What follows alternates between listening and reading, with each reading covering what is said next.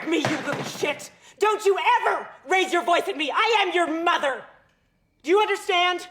All I do is worry and slave and defend you, and all I get back is that fucking face on your face!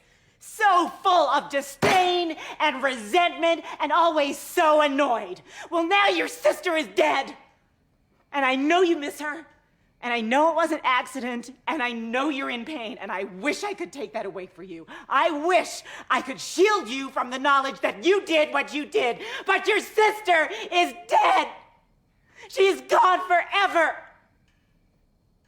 And what a waste. If it could have maybe brought us together or something. If you could have just said, I'm sorry, or faced up to what happened.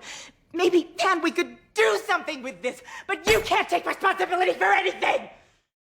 Welcome to part 2 of our Hereditary episode. But before we go into real talk, it's time for PP, our patron pitch. This is where we let our patrons know what they can expect on their exclusive patron feed, and we also let non-patrons know what they're missing out on. So, month of April, and Alex, as we were discussing right before we started recording again, it's an odd feeling knowing that half the things that we are supposed to be putting out in April are already recorded. Not edited yet, but we're kind of like halfway there. So let's start with some of that. We took a big risk. Like, we just have a lot of faith in that any of the actors we highly praised in these things aren't going to be viciously canceled by the time the episode drops. It's true. We've been taking that risk every month. Let's start with the biggest thing that's going to be available to every patron. A big undertaking, big production-wise, scheduling-wise, and it's also, I guess, for us, it's been a long time coming. I don't know how listeners, we're obviously not privy to the behind the scenes, but basically, the bonus episode for April, available to everybody, starting with the dollar tier, the Travoltis, all the way up to the $10 tier, the GADs. Everybody gets access to the bonus episodes. And this month, it's a conversation about the Lars von Trier, Bjork collaboration, Dancer in the Dark, a movie that Alex has referenced constantly on the main feed, on the Patreon feed.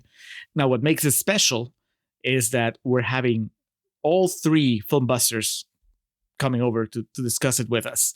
And these intercontinental collaborations, they take a while to plan. Man, you guys just listened to us and Chaz talking about Kill Bill back-to-back 2 episodes, but that took a lot of planning.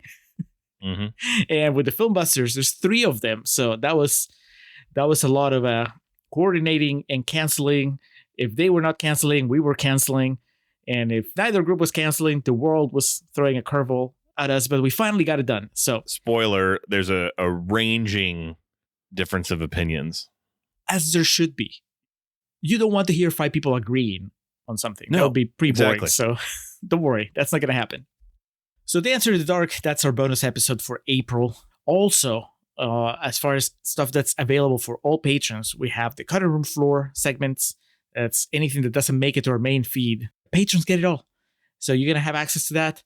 And then, of course, you also have access to the chat, which we've been trumpeting because that's where a lot of you give us your feedback. And Alex, you were challenged somehow, I guess, by perennial challenger Ryan, who said Alex would be fuming if you watch 70s horror films on the podcast. And I was like, I don't know about that. I think that he would disagree with that statement. But I guess Ryan was anticipating your reaction to Hereditary. And I think he might have been trying to compare Hereditary to 70s horror. So there's a talking point for real talk coming up soon. I guess. Now, if you want more content, then you get more content by upgrading. The $3 tier, the Winonis, will give you access to our pre-recording notes. Will give you access to our quick video reviews. This month is a dual video review. Glengarry Glen Ross, demanded by patron Ben Murray. This is, and we discussed this on the recording, this is his #1 movie of all time. And we watched it. We discussed it on video. So you guys will have access to that. And you will also have access to Contrarians After Hours.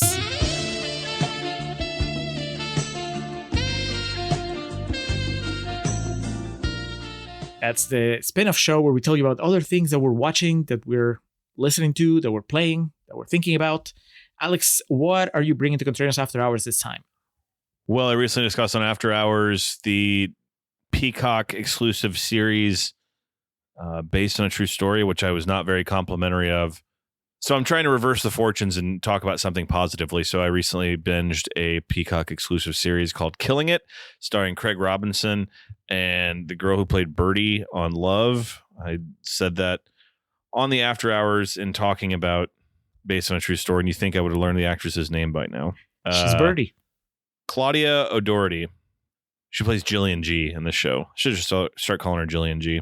A very strange show, very strange. And it's a comedy, and just kind of, I'll explain why it's weird, but it's weird in kind of a charming way. Tim Heidecker is one of the main characters, and I'm a fan of his. So Killing It is what I will be discussing. Are they killing it? Or do they just kind of wound it? Are they talking about Craig Robinson's career, or are they talking about comedy? So that's what I'm bringing. What about yourself? Alex, I went to see Wicked on stage. It's my third time watching it, so I'm going to tell you about it. Not so much. I mean, I want to tell you about the show, but I also want to use that as a door into a conversation about the fact that the Wicked movie adaptation is finally happening. I think it's already, they finished shooting. It's supposed to come out this Christmas. Part 1 is supposed to come out this Christmas.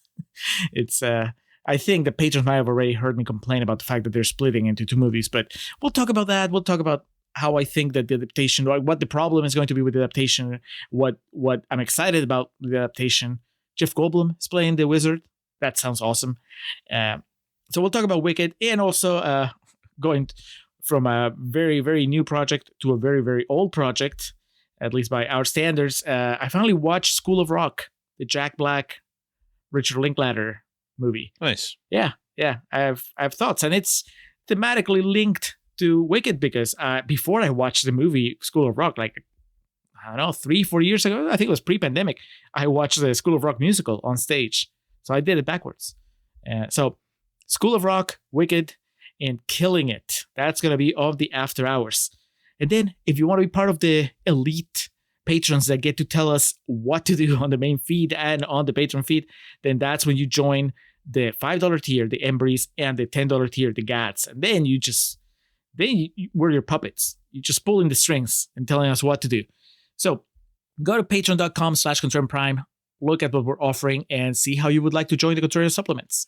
$1, $3, $5, and $10, our respective tiers. We have other things to plug here, so I'll just say if you head on over, you'll have access to everything we've done since the beginning, our mini series, our bonus episodes, notes, everything Julio's outlined. And we have our current patron goals that when we cross those thresholds, we have some new projects that you'll unlock. It's like a new level. So as I've been saying, if you're on the fence, now's the time to join because I'm pretty fired up about this next project that we have on our hands. To our current patrons, thank you. We love y'all. And now's the time to do it. Now's the time to join. Fire it up in the chat. Let me know. Julio, continue with our plugs here. Well, speaking of things that we're fired up about, and we mentioned in the last episode, Livestream for the Cure is coming. This is the 7th year, 8th year? I don't know. It's been going on for a while. Nick Haskins and his team, they just live stream for several days in a row and raise money for cancer research. And it's a great thing that they do. I like to say that it's one of the most worthwhile things I do every year. Just Alex and I, for an hour, we are part of it. We go live and we do a variation of our Contrarians shtick just there while people comment and play along and donate. Some even donate money. So we'll have goals for like we do every year. We'll have goals as far as donations, as far as participation. The main thing right now for you is to clear your calendar.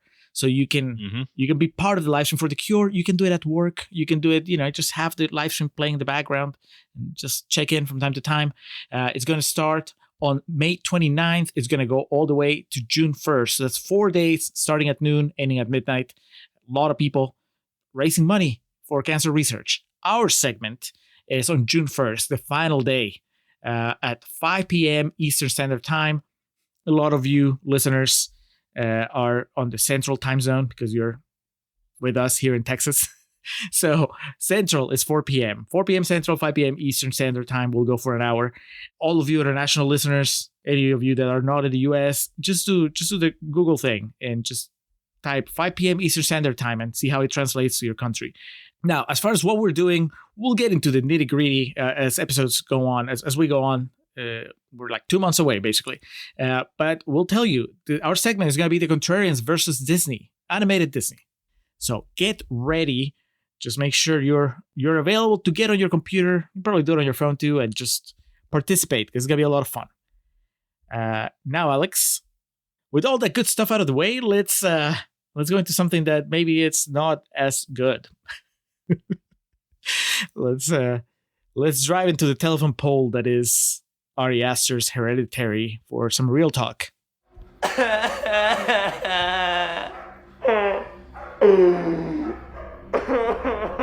What happened? Well, according to us, it's not good. The 90% on Rotten Tomatoes and the general sentiment of the masses would tell us otherwise. We are the 10% in this case. I think that this is not a surprise to anybody that knows us a little bit and who listened to Contrarians Corner. I think that we did a pretty piss poor job of hiding our true emotions. Yes. Still, to what extent do we not like Hereditary? And it's it for the same reasons that we put forth in Contrarians Corner. That's what you're about to find out. And I mean, we're going to talk about it. This is not about being funny like Contrarians Corner. This is about trying to figure out what is it that doesn't work here. Maybe you'll help me figure it out, Alex, because I'm still wrestling with it. But before we do that, maybe we'll get some insight from some rotten quotes from the Rotten Tomatoes website. So let's start with Jaime Fadaluca from Culturamas, who says, put quite bluntly, Hereditary is a fiasco. I like that. Yeah, calling it as he sees it. Next, Terrence Johnson from Lenoir Autour. Hereditary is a tense picture, but one I found ultimately unfulfilling. Were you ever tense, Alex? Just like dropping the Contrarians Corner facade. Were you ever tense while watching this movie? I mean, there's some good jump scares, and obviously there is the feeling of helplessness and urgency that's there when he's trying to drive his sister to the hospital. And, jokes aside, that sequence is very crushing. Is that the best scene in the movie? What would you say? Probably. Yeah, because I couldn't stop laughing during the "I'm your mother" scene. So this movie's a mean-spirited movie, and that sequence in particular is mean-spirited, but it captures emotion well. I mean, there is, and we'll discuss this. I mean, there is a place in cinema, right, for mean-spirited movies. Oh, yeah. I think that as long as they justify their Dancer in the Dark, baby. Yep. I didn't want to go back to Lars von Trier just after we plugged him 5 minutes ago, but it's exactly that. Yeah. All right. Next, Rob Dean from Daily Grindhouse says, hobbled by a lack of cohesive narrative execution, Aster has ultimately made a very strong debut that shows a great talent for filmmaking, but one that would do with some refinement on the script level. Well, I got some bad news for you. We are 3 in, my friend, and I think he's still writing his own movies, so that might be a problem. They've gotten less refined. Well, and again, I haven't seen Bo as a scaredy cat, but my understanding is that one's very self-indulgent. All right. We're going to close with Rosalind Trihane from Liquid Marmalade, who says, how do you know when a film doesn't deliver in a particular genre? The audience starts to laugh at scenes that are supposed to be genuinely terrifying. I don't think that Toni Collette's Oscar clip is supposed to be terrifying, but I think you're not supposed to laugh when Gabriel Byrne catches fire, and I did. It is so, because by that point in the movie, I was just done, and it is just so like ridiculous. I meant what I said. The level of fire he catches is comedic. It looked like he said, "Hi, my name's Gabriel Byrne, and this is Hereditary," and then went up in flames. Dum, dum, dum. Not the biggest problem with this movie, though. It's just something that's easy to point at and laugh. I said we we probably were not as coy about our true feelings as we usually are in these episodes during Contrarians Corner. And I also, towards the end of Contrarians Corner, I alluded the fact that I was really starting to delve into real talk. But I also told you when we stopped recording, I said, look, I knew this was a potential issue when I was watching the movie and taking notes. And my notes for Contrarians Corner were almost just like a direct translation of my thoughts about the movie in general. That's fine. I mean, this has happened in other episodes. But also, I'm like, look, the real challenge and really the way to approach real talk for me here was like, this movie is 90%. And this movie is not, to quote you, Alex, this movie is not Hancock. No. So, and Ari Aster, he doesn't make movies that are for me, but he makes movies that are for a lot of people. And he is not making sequels, remakes, prequels, whatever, And so I want to try to engage, I really want to give his work a chance, and not anymore in the sense like, I'm not going to watch Ball Goes for a Walk. I'm not, it's just, I've seen Hereditary and I've seen Midsommar, and that's it for me. But I don't want to, I could easily spend real talk just talking about the things that don't work in Hereditary and why they don't work for me. And I will get into that a little bit, but I also want to talk about the things that work and the things that could have worked and what I think he's trying to do. And I want to give him a chance because I don't want to be this guy that just completely closes off to new emerging voices. I don't know if we're going to be talking about Ari Aster 20 years from now. It could be like a 3 and done, 4 and done eventually, flash in the pan, sort of. The same way that, we talked about The Lighthouse at the beginning of Contrarians Corner. Same thing, Robert Eggers. It's like, yeah, The Lighthouse is not for me. The Vivitch is not for me. The Northman was not for me. At some point you just come to terms with it. But still, I don't know. This next Ari Aster movie's got Joaquin, Pedro Pascal, Emma Stone, Austin Butler. I don't care. I don't either. I'm just saying he might be here to stay. Yeah. I mean, and good for him and good for people that like his movies. But yeah, get paid, brother. Yeah, but okay. Let's talk about it. You're pretty negative on it as well. I think you might be even more negative than I am, and it's that thing that you were referencing. You are the horror fan out of the two of us, and so for you, you're like, this is nothing. I've seen this before. I've seen it, and it was more engaging. Yeah, which makes I don't understand what Ryan meant by that. Like, he's one of our most engaging fans, so I think he would know that my favorite movie of all time is a horror movie from the 70s. Also, Suspiria, Carrie, The Exorcist, Texas Chainsaw Massacre, obviously, Repulsion, although I think Repulsion's from the 60s, not the 70s. Black Christmas. I think that's where I can start, though, off of his confusing point of contention with me. It's because I have watched a lot of horror movies from the 70s that I don't think Hereditary is particularly good. I've seen this 100 times.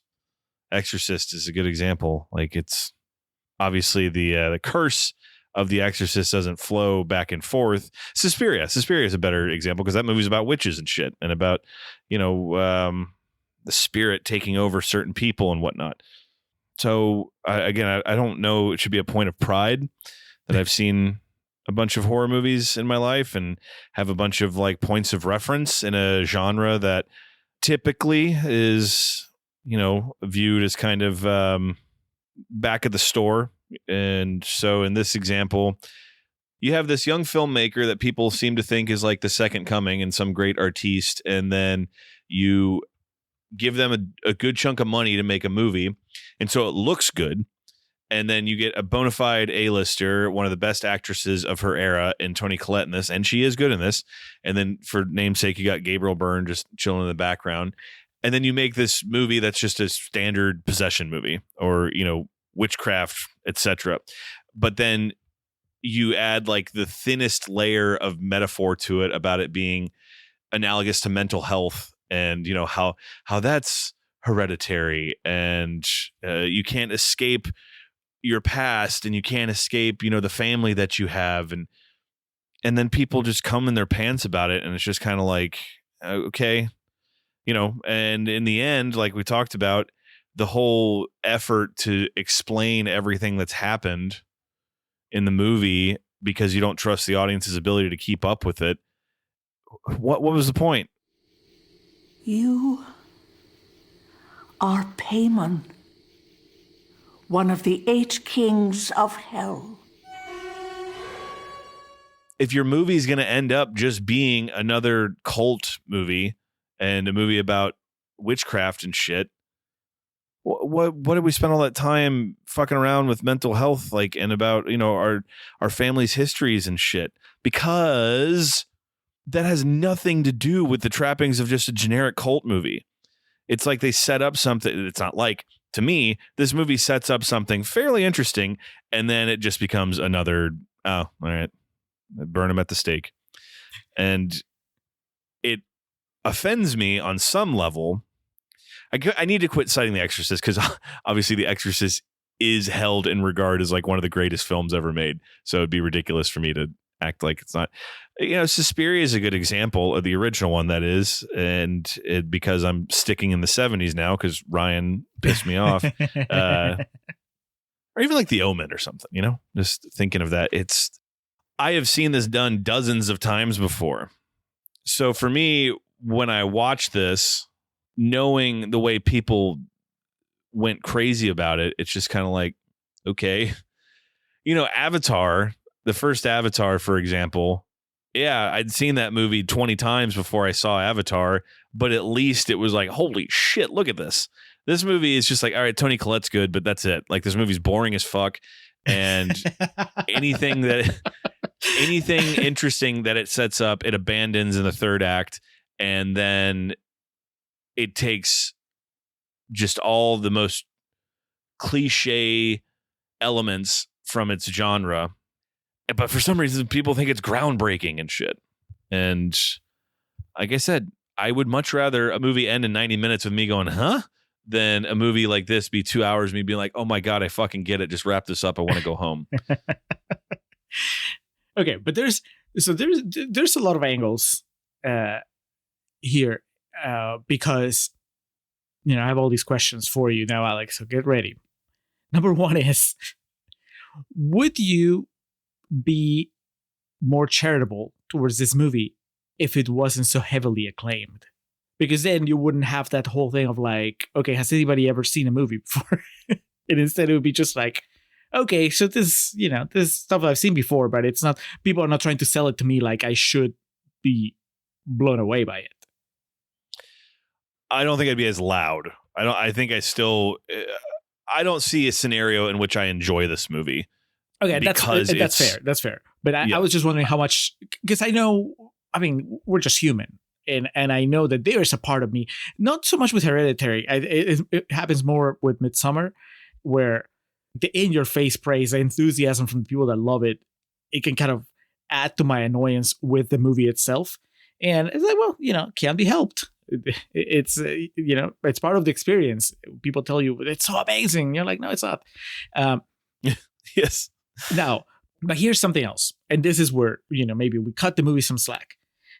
And that is that you've seen a lot of horror movies, and so you recognize those things. And so those things, even when they're well executed, are a lot less effective, or have a smaller chance of being effective on you because you've seen all those movies. But we have to acknowledge that there are people that are younger, or that are just less experienced in the genre, or for whatever reason, they are more likely to just be wowed by a well-executed horror movie, even if it's just basically assembled parts from other movies. I mean, most movies are assembled from other movies. We just did, you know, a Tarantino two-parter. So I guess, you know, I don't want to rake Ari Aster over the coals just because his movie is not this wholly original creature. In a way, it's not his fault that there's a lot of critics and members of the audience that are treating it like that. It just, you know, he made a movie. I don't know that. I don't know. I've never heard him talk about Hereditary or Midsommar or the other one, but I guess I just want to give it that. Yeah, that's, again, it's like with Midsommar. That's my thing with a lot of wrestling now. Like I get it, dude. I'm outdated. I've been passed by but I know what's back here. And that seems to bother me, that not our tours of today, but our going public of today doesn't seem to care what's back there. And it's like, fuck it, I'll just watch this instead.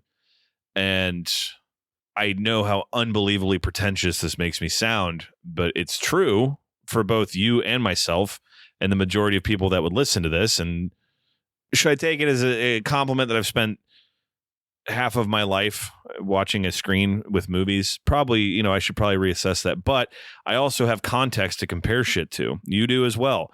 And we come across this and it's like, okay, I've seen this before and it frustrates me.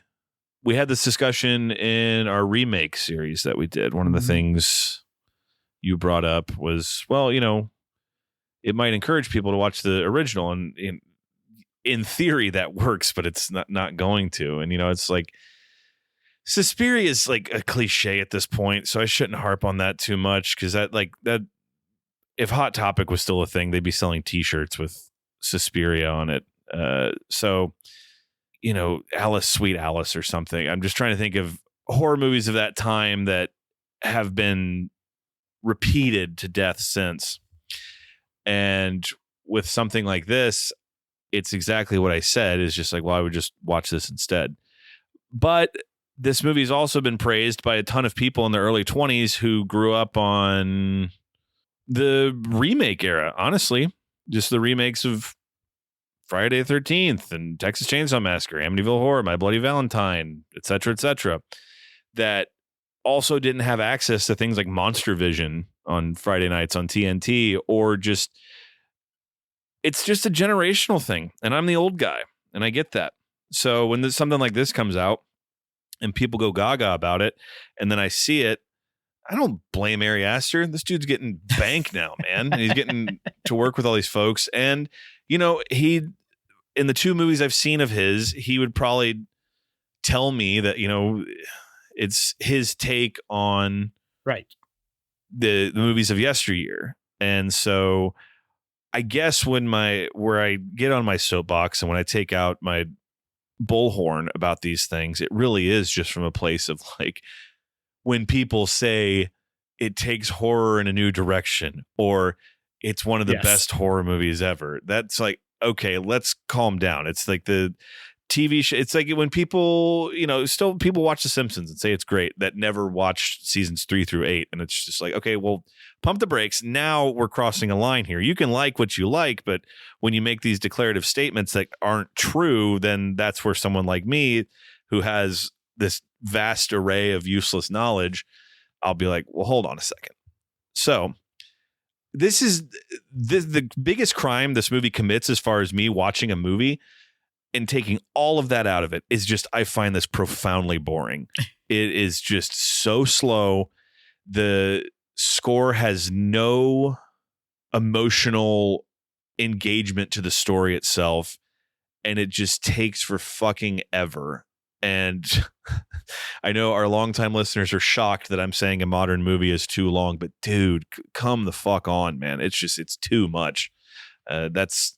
So at this point, I've expelled my animus about the praise that it got, and now I'm just critiquing it from the perspective of just a movie that I'm watching. Right. You've expelled like the issues, the personal issues, and now you're, just like End Out came over like from across the street. And now, yes. And now I rolled up my sleeves and I said, now let me tell you what's really wrong with this. You tried to kill me. I love you. Why did you try to kill me? I did. I was trying to Why did you try to kill me? Okay, before we get to that, because I think that we agree on I do have positives, by the way, to those listening. I'm not just going to me too. I just wanted to set the table, or rather put this in context, because I just want people to be aware, I just want to make it clear to listeners that we are aware that there's a lot of stuff that's just our baggage, and that's fine. Like, I don't have the horror background that you do, and so I've seen this before, whatever. It's not as strong in my case, even though I do feel it. But even if it was, I think that I'm at a point where I can just use that to explain to you why a movie doesn't work as strongly with me as it does to somebody who doesn't have those experiences. And that is not a failure of the movie necessarily, a failure of filmmaker. It's just a thing that is. If you make a movie that is not executing at like an amazing level and it's made of very familiar components, then I'm gonna be like, yeah, it doesn't work for me because I've seen this before, I've seen it done better. But that's not the movie's fault, because the movie is for somebody else, obviously. Now that's it. Also, there's a big difference also because there's so many mediocre movies that are just movies you've seen before. But when you watch something like this, that it's trying really hard to be like deep, like there are levels to what we're talking about, because there's plenty of movies that are just X recycled that I really like. So yes, but the biggest thing you said is correct. Is a lot of people, especially people like Julio and I, are fairly passionate about it, bring their own reads to art. We talk about that, I think, a lot. But that said, you can also, there are times when those same elements, the recycling, the recognizable elements work for me, work for you, right? Like our last episode was Fighting with My Family, and we're like, yeah, that's just like a collection of sport movie tropes. That's fine. Had a good old time with it. It's shorter than Hereditary. Even though it's like 90-something% fresh on the tomato meter, it's not nobody's claiming that it's taking sports movies or similarly, movies. I brought a lot of baggage to that, and I exercised the demons in that one as well. But it's not a movie that tried to like reinvent the wheel. So I was like, yeah, it was fine. Yeah. So there's those are kind of like external factors. Now, I'm actually not surprised, but I guess I thought this was going to be my thing, but it is yours as well.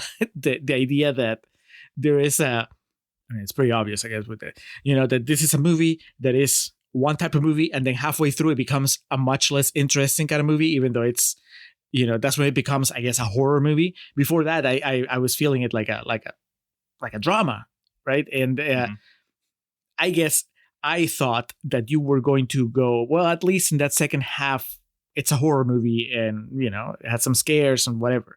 And I have zero interest in that. So even whether a visual is disturbing or not, the first time I watched it and now this time I rewatched it, I felt that the movie completely loses everything that was interesting to me the moment that you start just throwing in these demons and these things that I just have no interest in. And I had a similar experience with another pretty well received movie. Did you ever watch The Babadook? No, but I remember, you weren't a big fan of it. Yeah, but I was for a while. The Babadook, and it's been a while, but from what I remember, is the single mother with this kid, and she's just having a really hard time as a single mom, just getting through life. I think the dad passed away or something, and then there's weird things happening in the house. But for a good chunk of the movie, and when I was enjoying the movie, I enjoyed it because it was like, there's these supernatural things happening, but really what you're feeling is the struggle of being a single parent, right? Like she's like sleep deprived and it's always tired, and the kid is so needy, and she just that was like what the movie was about for me, right? And then at some point, almost inevitably, the movie becomes about, it really starts focusing on the supernatural stuff, and I was like, I don't care about the ghost, the monster, whatever's happening, because what I really care was the story of the single mom that's like can barely make it. And this is like that, except that this is worse, because The Babadook, it's a better movie, holds together better, I think. This is just the change is so abrupt, and I think along the lines of what I said in Contrarians Corner, I think it's because Ari Aster decided to design his movie to be like very surprising and shocking in that last 30-40 minutes, and so that makes him withhold information that maybe would have helped people like me flow into that supernatural climax a lot more easily, because we are armed with we knew what to expect in a way. Like Hereditary for me is at its most captivating when it's about this woman, this whole family dealing with grief in very dysfunctional ways, and it's not about that at all. The last, in the third act. So it's kind of like what you were saying. It's like, what did we do that for? You know, what was the point? Why do I care?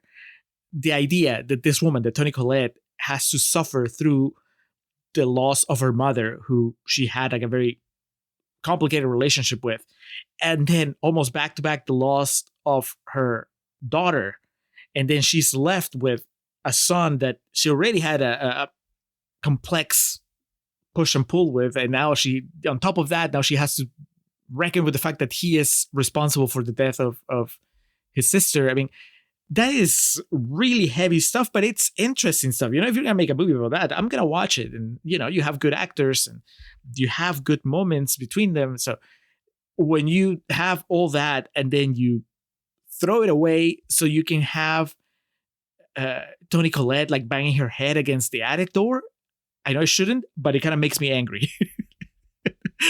And you know, but there are people going to tell me like, it's your fault, man, because you didn't know what to, you know, it's a horror movie, you should have, that's what we're here for. We're not here for so horror movies can like be, one, they can be good, and two, they can have a constant theme and consistency is the word I was looking for there.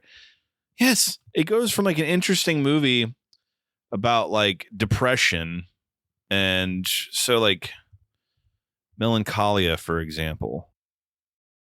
I'm sure some people would consider that a horror movie. I mean, it's about the end of the world, so yeah, technically you're like, but you can make movies about depression and about real issues that it still qualifies as horror or, you know, thriller or whatnot.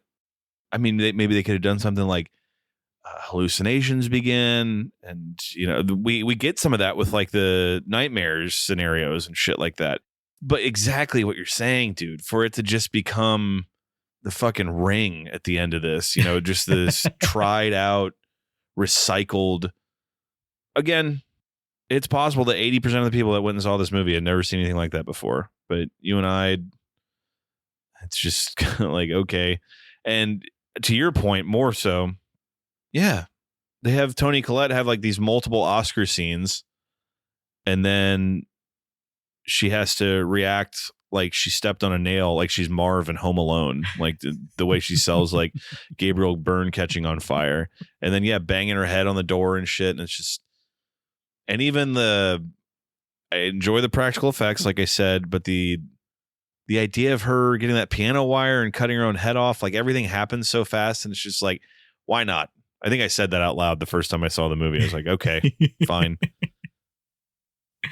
And the mythology that they just plop on you in that final, you know, 10 minutes, 20 minutes. I don't know. I mean, I guess from the moment that she finds the book, but really it's just it's really the climax when it just goes off the rails as far as the amount of world building, I guess, that it's trying to do. And I'm assuming that people that like this movie think that this is an asset, right? That you just learn all this stuff and it gives you all this context for what's been happening in the movie. Oh, it was a trickster demon that was looking for a new host. And it was actually, I guess, it was living inside Charlie, but only temporarily, because really the real goal was to live inside a male body. And so that's why Charlie had to die so that he could eventually transfer to Peter.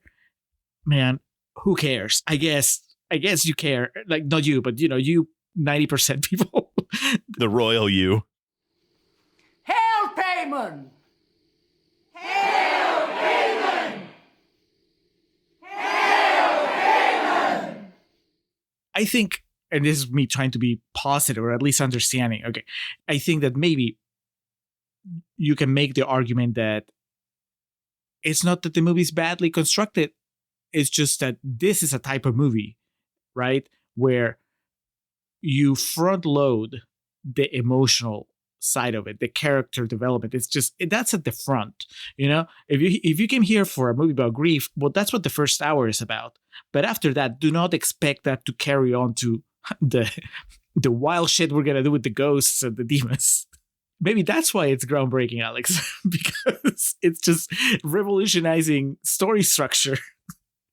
You get your veggies in the first hour, and then you get the Give me the veggies. Yep. And then the second hour is just apple pie and ice cream. If you're into that kind of stuff, whenever I hear people talk about like the how awesome Hereditary is, it's always, not always, but it's mostly focused on those final moments and the imagery. And I don't like the Toni Collette becomes a monster thing at the end, but I know a lot of people do.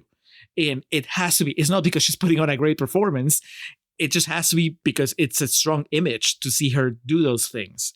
Ain't no one ever seen something like shocking at the end? Y'all ever seen Blair Witch Project? Fuck's sake, man. You guys never seen something surprise? Never seen The Departed? Never seen something shocking at the end of a movie? All right.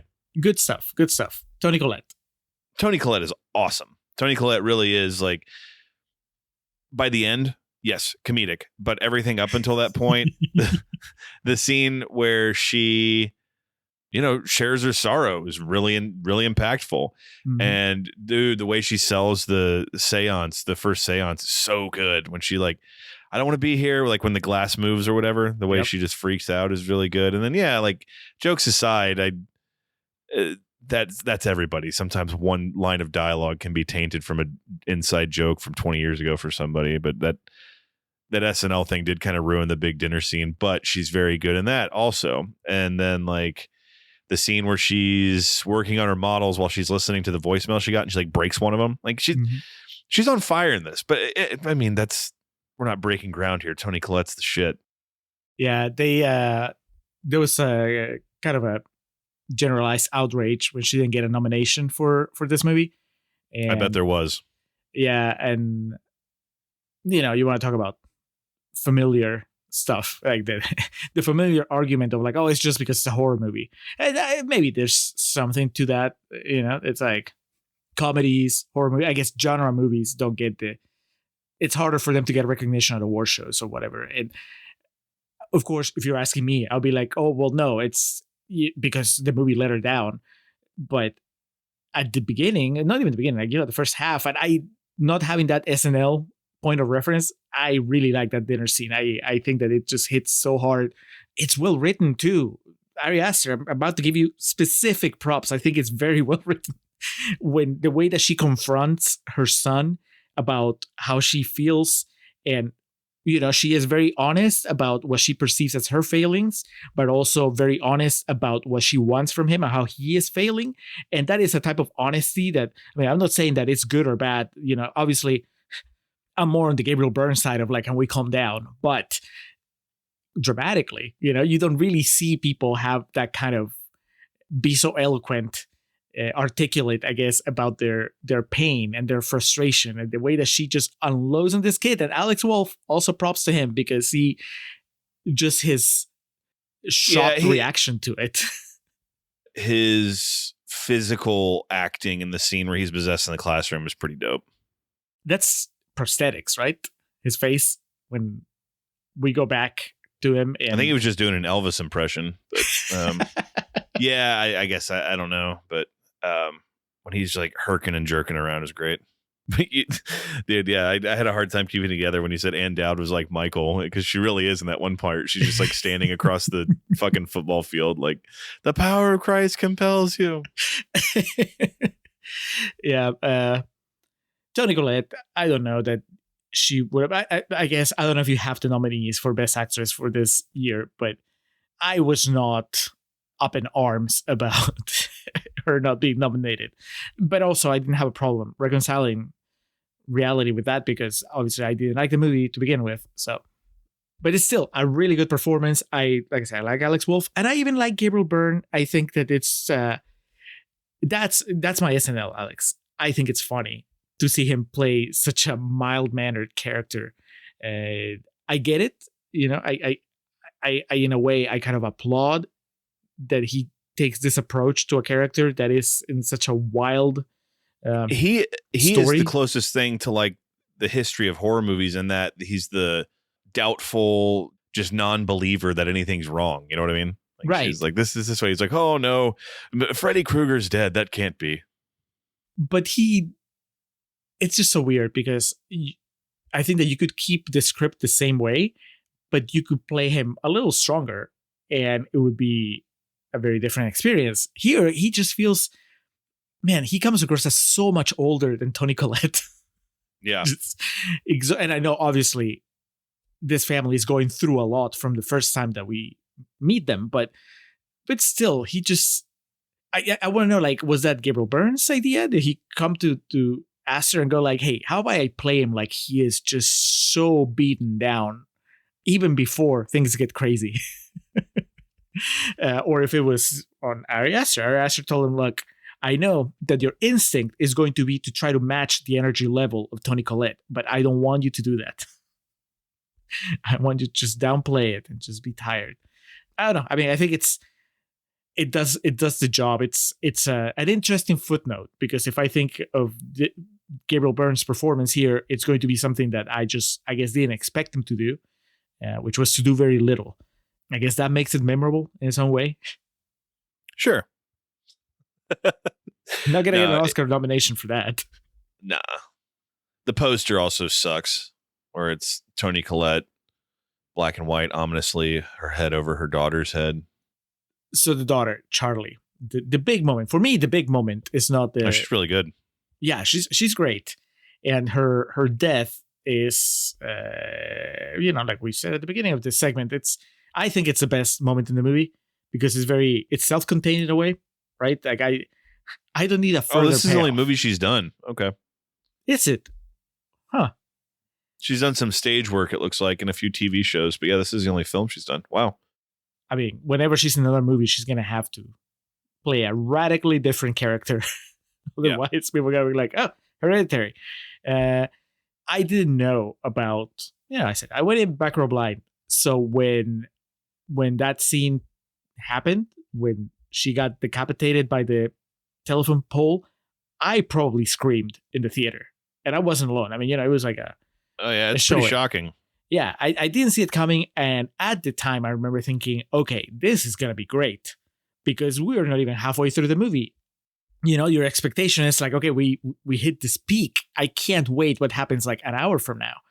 So that was a good moment. That's always like a good memory I associate with Hereditary. Like, just no matter how it disappointed me later on, just that sequence of him driving and you just don't see it coming, and it happens. Did you have a similar experience, or did they spoil for you that what was going to happen? I knew, like, the clickbait screenshot I talked about. I remember the first time I saw it, I was like, oh fuck. It was very surprising. I do think showing just the head on the ground getting eaten by bugs, I'm like, what's the point of this? Because it really is just, like I said, it's as purposeful as one of those loading screens in Grand Theft Auto that just shows a character. If that had been the thing Toni Collette discovered or somehow tied into the rest of the story, fine. And again, you're talking to me, someone who loudly trumpets gratuitous violence, but for a movie like this that tries to be so real, to come across as like you're trying to be exploitative of the kid dying in this movie to the point of like, look at it. It's just kind of like, okay. But it's the moment I was going to say, it just to make it clear, because I joked about it in Contrarians Corner, I was kidding. I mean, I think that it's the right choice, and it's a very effective choice to just stay with Peter, with Alex Wolff through the entire thing, and you only hear Toni Collette discovering the body. It's such a restrained way of shooting it that's also why it's so jarring when you see the head. It's like, you didn't need it. You already had us. You executed perfectly, and then you couldn't resist it. It's like, I'm just gonna give you the head anyway. But in the moment, yes, it's very surprising.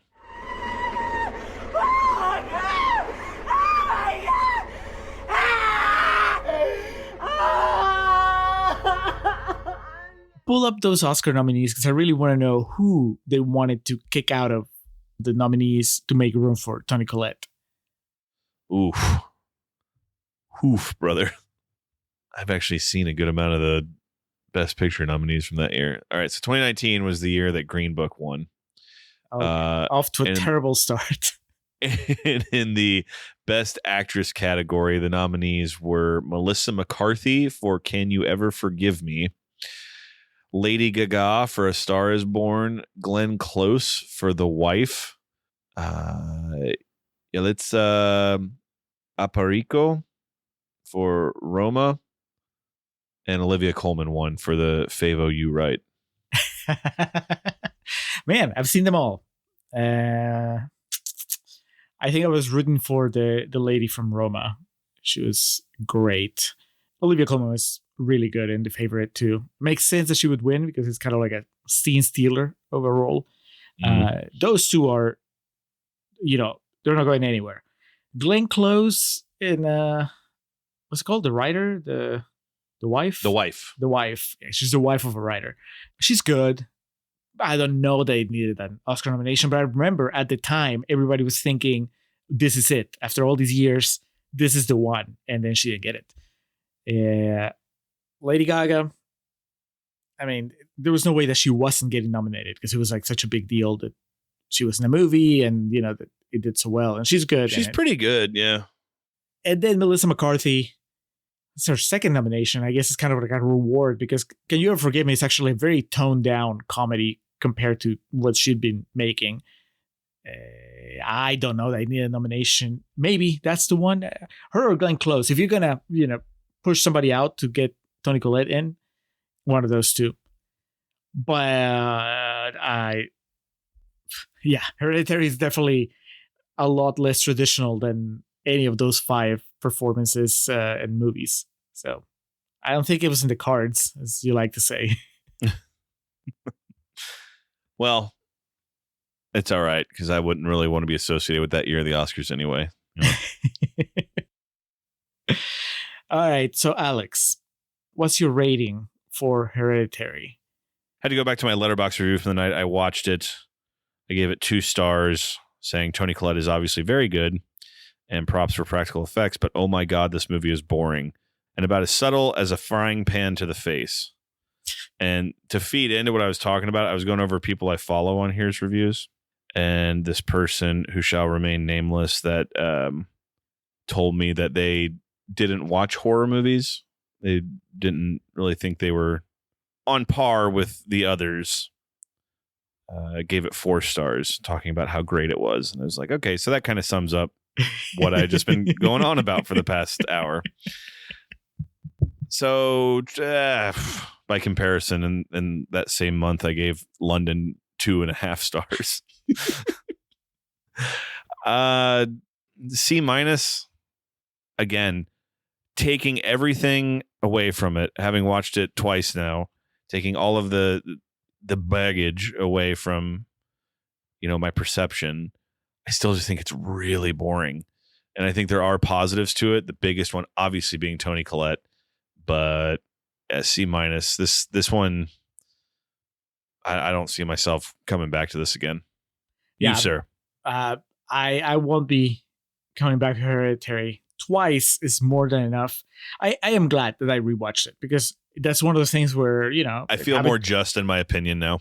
Yeah, well, and also it kind of confirms because you had that experience. You always talk about Juno, right? Like you watched it before the hype and then the hype happened and you're like, wait a second, did I yeah. Did I get it right the first time?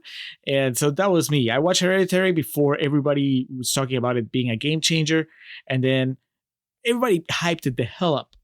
And I've been wondering, not too much, because I have very specific memories of my feelings. And whenever somebody praised a movie, they were not really addressing the things that bothered me. So I had a feeling how this rewatch was going to go. And it went that way. But now I know for sure. It's like, no, it really is that issue of the story not being what I wanted. And what it is not a movie for me. So I'm also going to go with 2 stars.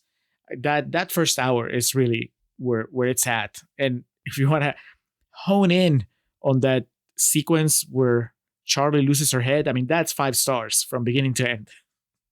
And then, man, the last 30 minutes is like half a star, if that. Way off the rails towards the end. For context, by the way, I think that I find Midsommar boring. I think it has a better ending, but Midsommar is just Hereditary. I find frustrating. Midsommar I find boring, and it has a similar issue in the sense that it has an opening that makes you think, "Oh man, we're about to explore grief in a very brutal way," and then it just meanders into something else. The difference is that in Hereditary, it happens in the last 30 minutes. And in Midsommar, it happens, Happens in the last 7 hours. Yes. I am your mother. Do you understand? All right. That was Hereditary. It was, and we've definitely left ourselves prone and vulnerable for the Hereditary fans to just attack us like we're scarecrows covered in Cheetos, and they are, ravens coming to peck our eyes out. But Alex, we were so worked up about this that we didn't even mention good friend and patron John Amenta from The Pint, who's the reason we're doing Hereditary. oh, God bless you, John. We love you. So hope you take it as a compliment that we were so fired up about the movie you chose that we just moved right along. Yeah, John, I don't know if you like this movie or not. I have a feeling that you do, but we'll see. Let us know. Let us know, and we'll address this on the patron chat or somewhere. we'll sort this out. And in a closing addendum, I realized for our A24 Mount Rushmore, what did we have? We had Lighthouse, Hereditary, Spring Breakers, and then we may have to cut Uncut Gems because we have to put everything everywhere all at once because that won Best Picture, and that's an A24 movie. So there you go. You Just perverts, push we got it Sandler straightened out of it. Yeah. They weren't even finished, like chiseling his face into the mountain. No, nope, scratch that. All right, cool. We're done with this. Well, what's next? Coming up next, a movie neither of us has seen, and we are barely familiar with it. It's called Things to Do in Denver When You're Dead, featuring Andy Garcia's face and presumably the rest of his body. I would hope so. Yeah. He's Tony Collette at the end of this movie. Yeah. I don't know. I like Andy Garcia. I don't think that he's been on the main feed. We did was it Desperate Measures? That movie with him, Michael Keaton, we did on the patron feed. Oh yeah, that was a fun movie. Yeah. So hopefully he rises to the occasion here. Oh, you know what? We've had him in the main feed for like 5 seconds, and that was him at the end of Passengers. Oh yeah. And that movie's written by Scott Rosenberg, who famously wrote Con Air and High Fidelity. And for the purposes of the Contrarians, he also wrote Jumanji: Welcome to the Jungle, which I covered in a QVR. He also wrote Beautiful Girls. And Venom. Okay, well. Oh God, Beautiful Girls. That perverse movie you made me watch. The early days of the patron. All right. Sounds interesting. This is demanded, requested by Ben Murray. So Ben, we'll get your thoughts before we record on this. Should be a good time. Andy Garcia. We need more Andy Garcia on the main feed. We'll see about that. Yes. Anyway, let's get out of here, Alex.